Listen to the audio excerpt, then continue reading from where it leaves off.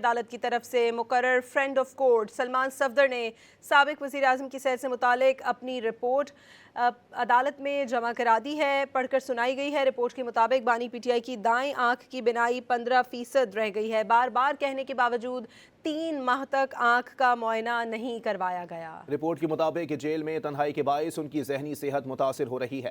Supreme court کے احکامات پر advocate Salman Safdar نے اڈیالہ جیل میں بانی پی ٹی آئی سے ملاقات کی تھی۔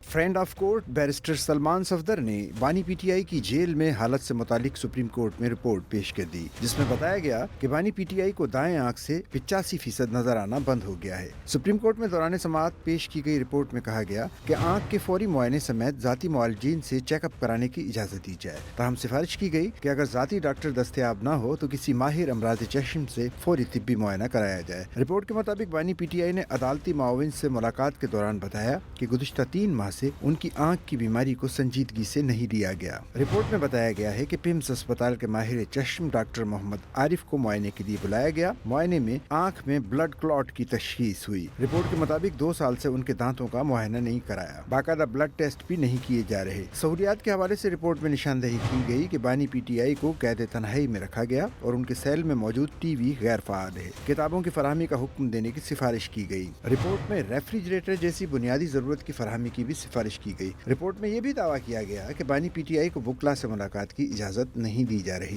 وکلا سے ملاقات یقینی بنانے اور اسی طرح اہل خانہ سے بلا تعطل ملاقاتوں کی بھی سفارش کی گئی۔